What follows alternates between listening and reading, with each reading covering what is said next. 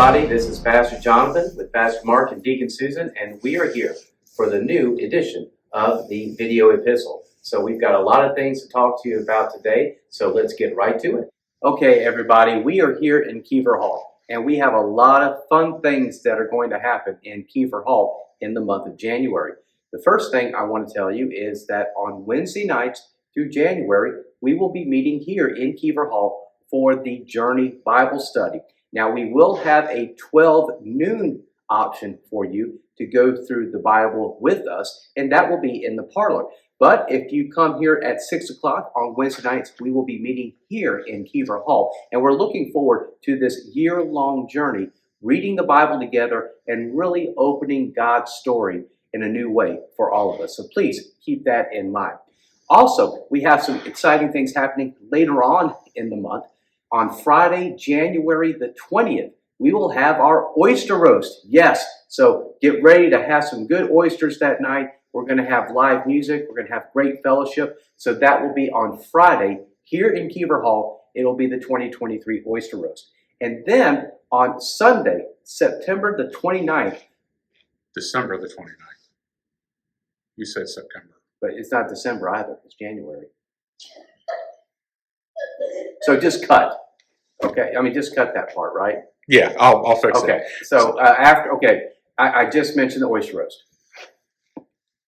And then at the end of the month, on January the 29th, we will host Bishop Tim Smith, who is the Bishop of the North Carolina Synod. Bishop Smith will be preaching at the 9 and 11 o'clock services, and in between, we will have donuts and coffee with the bishop here in Kiever Hall. So we invite you to be a part of that wonderful day where we get to know more about the Synod, more about what the bishop is up to, and also where we as St. Paul's fit into the future of the Synod and the ELCA as a whole.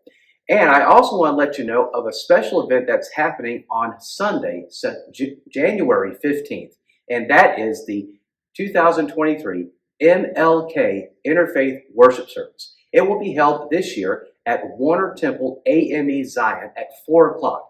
And this is a very important service for me because not only do I worship with my friends and faith leaders of other denominations and other faiths, it's a time to come and celebrate the work, the life of Dr. Martin Luther King Jr., and also a chance for us to look at how we as Wilmington as a community can work together to improve the lives of everyone. Racial reconciliation, social justice, and learning to know and love one another in a deeper level. So I hope you will join us for that. So that's all that's happening here in Kiever Hall. And now we are going to shoot it over to Pastor Mark, who's going to tell you more about the Bible journey. Thank you.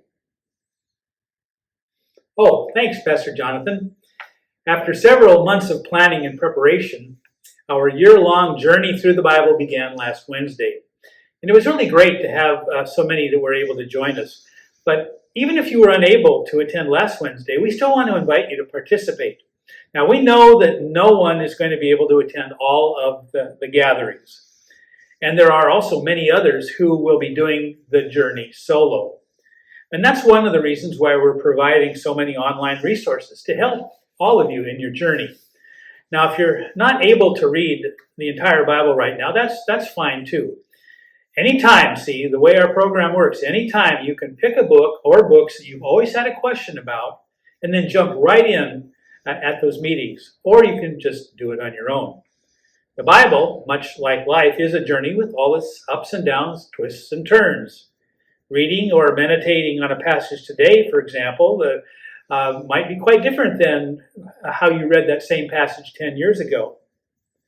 So, during our journey, it's important to know that there's not going to be any quizzes or tests, just conversations and lots of opportunities to grow. So, I encourage you to keep on with the journey and keep joining us. We will continue to meet in person on most Wednesdays at 12 and 6. Just bring your Bible, and meanwhile, keep reading. Hi, this January, we are spending some time doing some indoor projects. Our wardrobe skit room needed a lot of love, and so we've been cleaning it out today. You never know what kind of fun stuff that you are going to find. As you can see, we still have a lot of work to get the room finished and organized. Many thanks to Betty Huggins and Linda Shell for helping me out this morning. We are going to continue this project soon. If you would like to help us, or if you're an organizer, there are plenty of other projects around that you could help out with. And if you're a creative person, we could also use your help as well. Once this room is cleared out, it is going to become our youth room with an additional wonderful space next door that some of our Lutheran men have recently fixed up. And we are excited about moving up from the basement up here.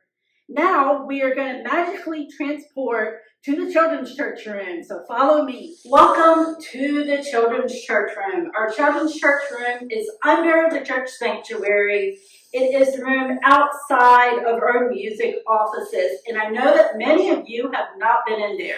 But this is where our kids disappear to on Sunday mornings during the adult sermon. We will continue to have children's church at both services throughout the winter and the spring. But I do need help because as retreat season hits, it will be necessary to have other people who are here while I am away with our church family at other places. This room will also be our children's Sunday school room. Children's Sunday school will begin January 15th. It is for grades K through 5. Our middle and high schoolers are welcome to come and help us teach. We will be focusing our lessons on the Bible through the Journey series. We will try, while we cannot, as you know, read an entire book of the Bible in one Sunday school class, we will pick a Bible story and a character and talk about it each week. This month, we will not have Sunday school when our bishop visits on January 29th. So we have Sunday school on the 15th and the following week. And then we will take a 2-week break because we'll have breakfast in February and we will come back in February. So I hope that you will consider joining us for that time. And just like Children's Church, I need lots of help with Sunday school assistants and teachers too. Now, confirmation also meets in this room. We met last Sunday evening. We will meet again in February. Right now, confirmation is monthly.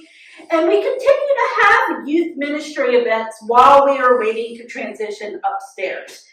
We are also headed towards retreat season, so stay tuned for all those dates and registration information that's coming to your email. And as always, if you have questions, reach out to me.